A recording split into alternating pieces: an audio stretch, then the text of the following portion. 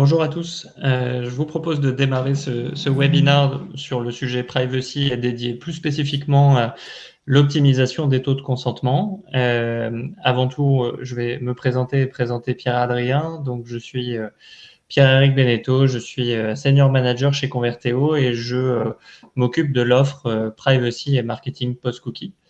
Et Pierre-Adrien est Lead Analytics chez Converteo également et expert des impacts sur les sujets de collecte et d'exploitation des données digitales de la privacy. Enchanté. Donc, effectivement, petite note pour ceux qui assisteraient à la rediffusion. Ceci est un réenregistrement car nous avons eu un souci technique avec l'enregistrement originel. Donc, il y aura peut-être quelques différences de forme et notamment des absents dans le chat. Mais en tout cas, le fond sera là. Donc sans plus attendre, parce que le chrono tourne, je vous propose d'avancer. Donc aujourd'hui, on va vraiment se concentrer sur l'optimisation du taux de consentement, qui est selon nous un sujet majeur pour limiter les impacts liés aux enjeux privacy que je vais détailler dans un instant. Donc on va voir effectivement un rappel très bref du contexte et qu'est-ce qui est nouveau, notamment à partir de fin mars, donc dans quelques jours. De quels impacts précisément on se parle, et on va les relister ensemble, là encore de manière très rapide. Et je laisserai la parole à Pierre-Adrien de manière plus longue pour se concentrer vraiment sur le cœur du webinar, qui est l'optimisation des taux de consentement, et vous présenter les projets qu'on a menés sur le sujet. Donc, rappel du contexte assez rapide. On parle de privacy, mais en fait, le sujet est aussi plus large que ça. Le point est effectivement que les traceurs digitaux, pour reprendre effectivement les mots de la CNIL, sont aujourd'hui challengés et potentiellement voués à disparaître par certains aspects dans les mois, années à venir, ce qui pose effectivement des impacts assez forts sur le data marketing et sur les cas d'usage du marketing digital.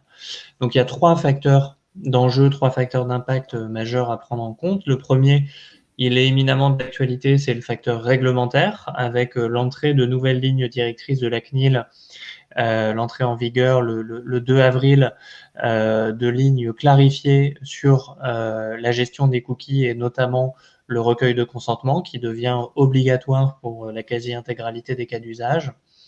Le deuxième facteur, c'est un facteur technologique, qui est que les navigateurs et les OS des smartphones vont de plus en plus, alors c'est déjà le cas, mais vont de plus en plus refuser, contraindre le dépôt des cookies tiers jusqu'à carrément les faire disparaître, notamment pour ce qui est de Chrome au vu des annonces actuelles. Et sur les téléphones, Apple a également annoncé une logique aussi très liée au consentement, au recueil du consentement sur les apps à partir de la nouvelle mise à jour d'iOS qui devrait arriver bientôt.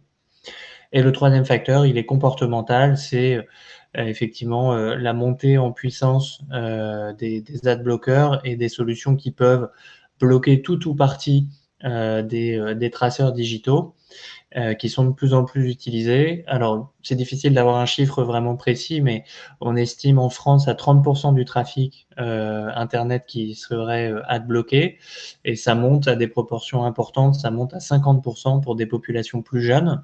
Donc, on peut imaginer que ce 50% devienne demain la norme, ou en tout cas qu'on tende vers ce 50%. Ça pose évidemment des questions assez fortes sur l'usage des traceurs. Pour clarifier vraiment très rapidement les lignes directrices et ce fameux principe de recueil du consentement, même si je pense que vous les avez tous en tête maintenant, c'est le fait qu'il y a maintenant obligation de recueillir le consentement des internautes pour, en fait, quasiment toute finalité et tout recueil de données personnelles ou identifiantes. Donc la CNIL parle bien de traceurs digitaux et pas que des cookies tiers. Et c'est valide sur le web et sur les apps. Donc c'est pour ça que vous avez vu fleurir ces pop-ins ou ces bandeaux de recueil de consentement, avec la nécessité pour l'internaute de faire une action nette, donc cliquer sur un bouton pour donner son consentement. Il n'y a plus de tolérance sur la poursuite de la navigation qui pourrait valoir consentement, par exemple. Et le reste en découle assez naturellement. Le consentement, évidemment, doit être recueilli dans un contexte le plus clair possible et le plus simple possible. Donc, il faut être effectivement informé des finalités et de ce pourquoi on recueille le consentement. Il faut que ça relève d'un acte positif clair. Donc, je parlais du clic. On ne peut rien faire avant cet acte positif. En tout cas, on ne peut pas collecter de données personnelles ou identifiantes. On ne peut pas déposer de traceurs avant ce consentement. Et aussi, principe important, le principe d'équilibre entre la facilité que j'ai à donner mon consentement et la facilité que j'ai à refuser de le donner ou à le retirer. Il faut que les deux options soient mises au même niveau lors de la première demande, et il faut qu'il y ait une possibilité pour l'utilisateur de retirer son consentement par la suite de manière simple. Peut-être pour lister rapidement les impacts, donc effectivement, pourquoi c'est un sujet important, eh bien, c'est parce que l'ensemble des sujets du marketing digital sont impactés par cette baisse, ce challenge et ce bouleversement des traceurs digitaux. Le premier, c'est évidemment le sujet des parcours clients. Dans 99% des cas maintenant, le premier contact qu'un internaute va avoir avec vos assets digitaux, c'est via cette pop-in ou ce bandeau de recueil du consentement. Donc, il faut le soigner, il faut maximiser ce recueil de consentement pour éviter un rebond dans le pire des cas, et maximiser le taux de consentement pour limiter l'impact sur les autres sujets. Les autres sujets étant évidemment la mesure de la performance, la capacité à la fois en site-centric, en analytics, en ad-centric, en médias, de reconstituer des parcours pour pouvoir notamment mesurer l'efficacité des actions marketing qui sont entreprises, qui est vraiment un impact majeur sur ce sujet-là.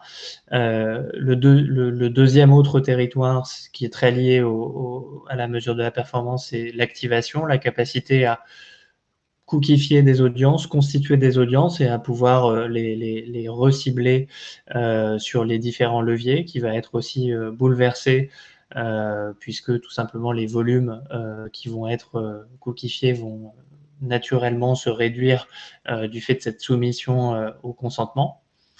Et le dernier territoire, c'est le territoire des projets data, c'est-à-dire tous les projets qui vont se nourrir de données digitales pour construire par exemple des scores de chaleur ou d'appétence, pour construire des segmentations à des fins d'activation même hors monde du cookie, même CRM, vont potentiellement pâtir, et il faut imaginer des moyens, des scénarios pour pouvoir limiter ces impacts.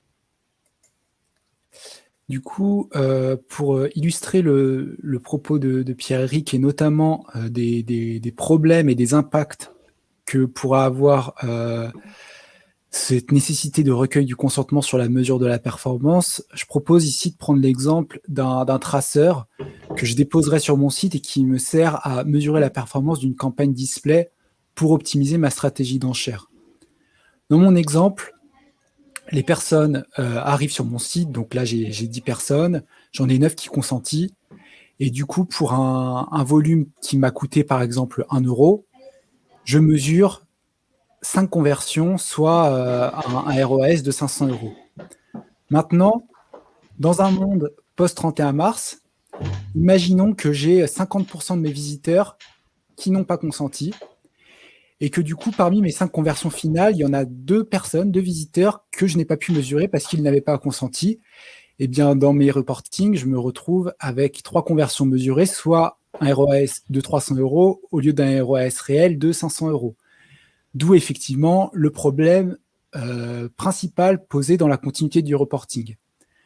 Nous, notre position par rapport à ça, c'est de se dire, OK, pour limiter l'impact et limiter ce problème, en fait, il faut essayer d'agir au maximum sur ce nombre et ce volume de personnes qui consentent. Et ce qu'il faut avoir en tête, c'est que quand je vous parle de 50% de refus de consentement, ce n'est pas une chimère. On nous demande souvent quel est le taux de moyen de consentement observé. Alors bien sûr, ce taux va dépendre de l'industrie, de la typologie des visiteurs et évidemment de la manière présentée. C'est ça qu'on va vous présenter ici, qu'on va chercher à améliorer. Mais en général, on a quand même des fourchettes assez larges de 45% à 80% d'opt-in. Donc voilà, dans l'exemple précédent, 50%, ce n'est pas illusoire. Par contre, c'est un problème et c'est quelque chose que l'on peut chercher à optimiser. Et notamment, si on reprend les maquettes de la CNIL ici, c'est quelque chose que l'on peut chercher à optimiser via le wording continuer sans accepter, qu'on va voir qui est très important, qui avait aussi d'ailleurs été évoqué dans d'autres webinars qui avaient été faits par des éditeurs de CMP que sont Didomi et Trust Commander. En tout cas, nous ici, ce qu'on va vous présenter dans la suite de ce webinar, c'est vraiment notre conviction qui est que maximiser le taux de consentement est le levier essentiel pour limiter les impacts sur la mesure et l'activation.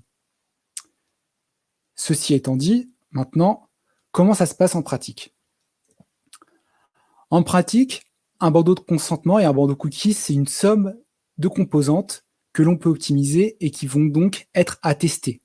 Attester, ça veut dire que chacune des composantes de ce bandeau cookie, on va les exposer à tous nos visiteurs, on va chercher à les optimiser pour tendre vers le bandeau cookie qui convertirait le mieux, ou du moins qui permettrait d'obtenir le plus de consentement en respectant bien évidemment le cadre légal. Donc les composantes de ce bandeau cookie, quelles sont-elles ? On va avoir bien entendu la position du bandeau, pleine page, footer, sidebar, etc. Le logo qui peut être présent en haut du bandeau, typiquement, on va avoir des marques qui vont pousser leur logo afin de rassurer le visiteur. Ça peut être une bonne pratique. L'accroche, qui peut être plus ou moins factuelle, plus ou moins marketée. Le texte et la longueur de présentation du dépôt des traceurs et des finalités, qui va jouer aussi sur la conversion. Enfin, également, bien entendu, les boutons, la présence d'un bouton refusé ou d'un lien continuer sans accepter, l'ordre des boutons, le wording et la couleur.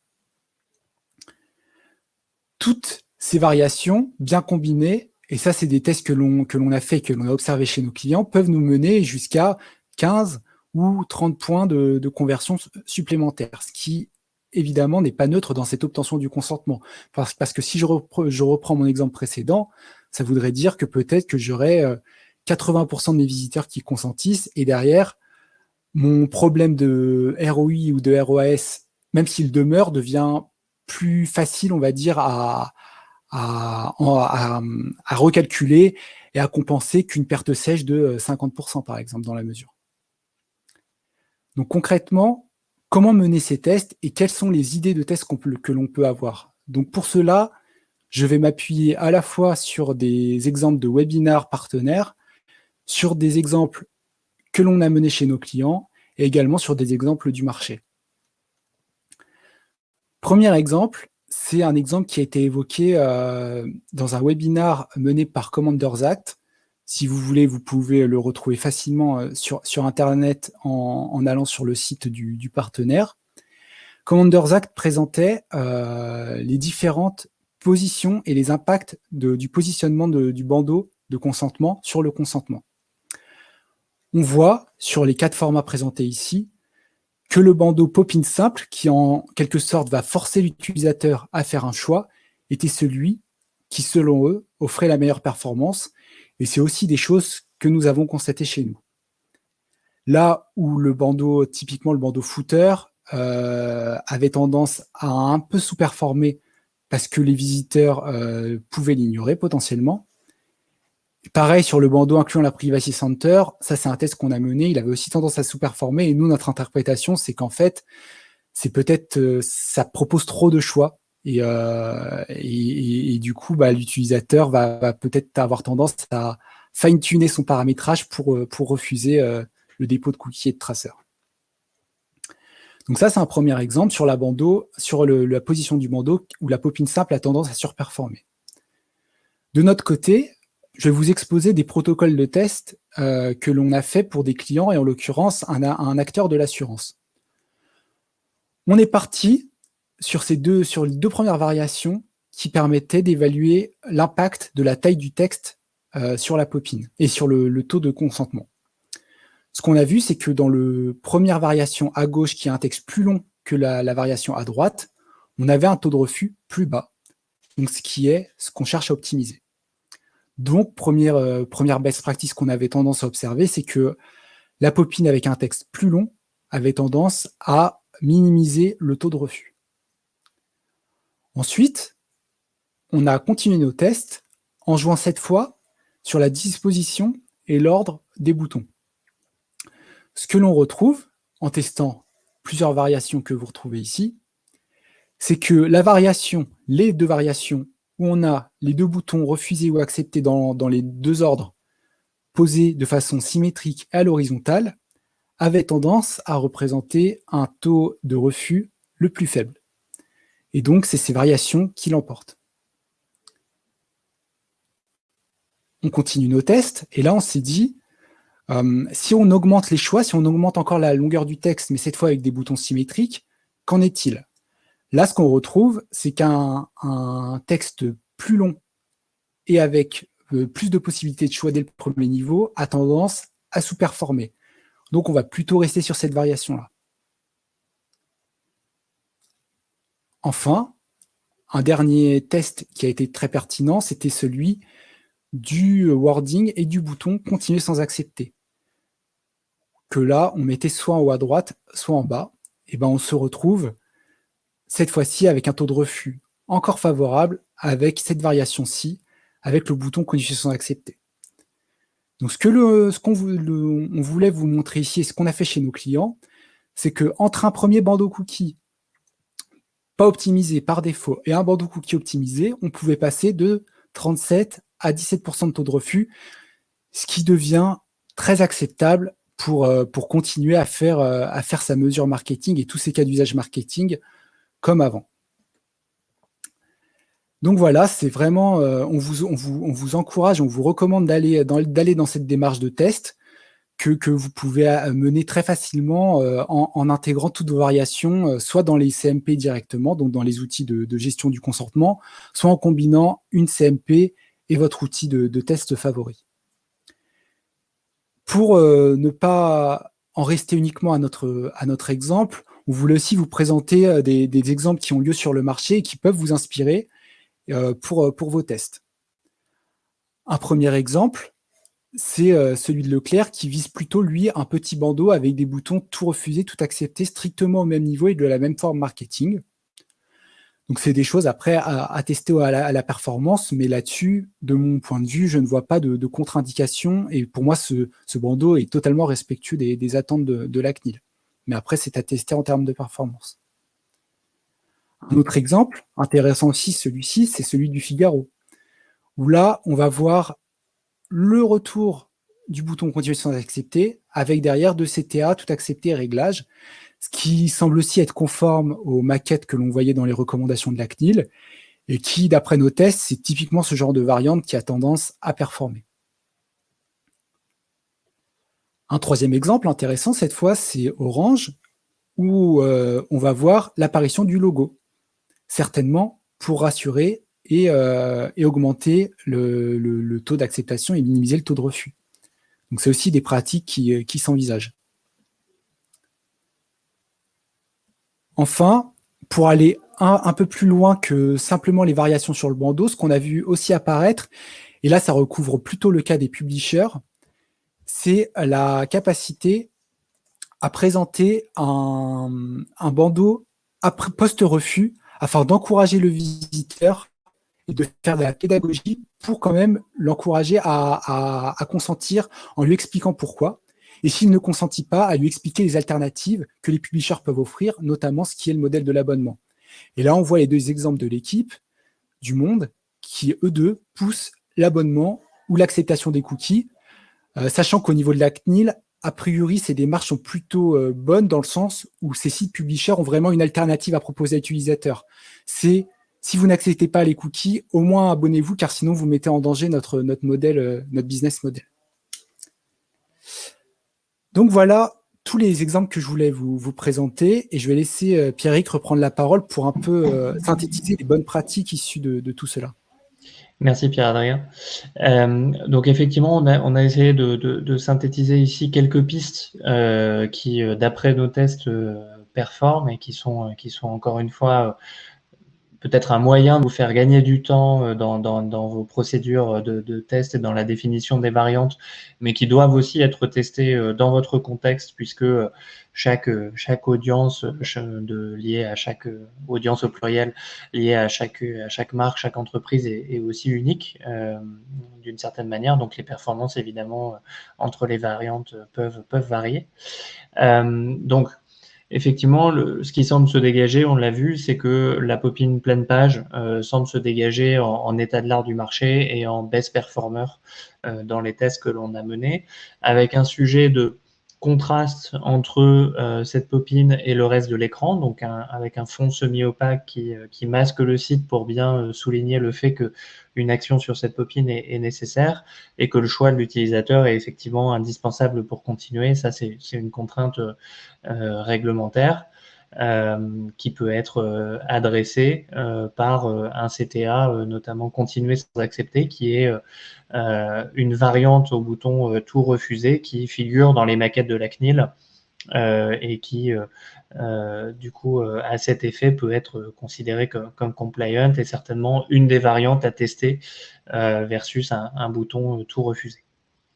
Donc ça, c'est sur la partie vraiment engagement. Sur la partie rassurance, c'est bien d'intégrer aussi des éléments qui soulignent le fait que l'internaute donne son consentement à l'entreprise et pas à un tiers. Donc c'est le logo de la marque, des éléments de texte, on va dire plus marketing entre guillemets pour introduire les enjeux de la popine et le pourquoi on a besoin de recueillir votre consentement, avec des textes donc user-friendly les plus compréhensibles possibles, tout en respectant effectivement la charte de la CNIL qui précise les éléments à faire figurer dans ces textes, et effectivement présenter des CTA avec des verbes d'action comme accepter et continuer qui sont un bon moyen justement de faire passer à l'étape suivante. Et sur le niveau d'information, un lien vers les partenaires présents dès le premier niveau permet d'aller gérer, déjà de donner de la transparence et de répondre à ce devoir de transparence sur les partenaires auprès desquels la donnée est diffusée. Et inclure ce lien dès le premier niveau permet d'aller gérer effectivement dans la finesse ces finalités et ces consentements d'une manière plus granulaire, et de présenter à la fois sur ce premier niveau, on va dire tout accepter, tout refuser, et sur ce second niveau plus détaillé, de présenter l'information quand même avec un niveau de synthèse, donc c'est-à-dire ni trop pour ne pas effectivement introduire de la confusion, ni trop peu pour répondre effectivement aux exigences réglementaires qui nécessitent de détailler ces éléments. Donc voilà, ça c'est en synthèse les pistes majeures à suivre, à la fois pour concevoir une première version de Popin et les variantes. Peut-être un point sur lequel appuyer, c'est qu'une fois que vous avez défini vos variantes, elles doivent bien sûr être soumises à validation du service juridique et de la DPO, dans le sens où il y a effectivement un certain nombre de contraintes réglementaires sur l'UX et aussi sur les textes explicatifs qui doivent être présents. Donc en synthèse, oui, merci Pierre-Adrien, c'était passé un petit peu rapidement. Donc j'espère que ce webinaire aura su vous donner des exemples concrets de moyens pour maximiser ce taux de consentement qui, on le répétera jamais assez, est le levier essentiel pour limiter les impacts, j'allais dire à l'échelle, sur l'ensemble de vos cas d'usage. Ici, on s'est concentré effectivement sur des efforts UX qui sont UX ou expérience utilisateur au sens large, mélangé à des contraintes réglementaires qui sont, on va dire, la première famille d'optimisation et celles qui peuvent être transposées. Un message qu'on voulait appuyer, c'est qu'il y a aussi potentiellement d'autres leviers de votre marketing qui peuvent appuyer cette optimisation du taux de consentement, c'est-à-dire faire la pédagogie auprès des utilisateurs, de vos utilisateurs, pour leur expliquer pourquoi vous avez besoin de recueillir le consentement, que vous respectez leurs données, et je pense que cet effort-là sera mené conjointement par plusieurs acteurs, et que à terme, la pédagogie du marché se faisant, on pourrait voir remonter ces taux moyens de consentement grâce à une meilleure compréhension des utilisateurs et un usage, on va dire, plus raisonné des données de la part des annonceurs. Voilà, donc merci à tous pour votre attention sur ce webinaire. Nous avons mis nos adresses email pour que vous puissiez nous contacter directement si vous aviez des questions précises ou un besoin d'accompagnement sur ces sujets qui mélangent, encore une fois, contraintes réglementaires et pratiques métiers data marketing. Et nous vous souhaitons une bonne après-midi et à bientôt sur d'autres webinaires Converteo. Merci.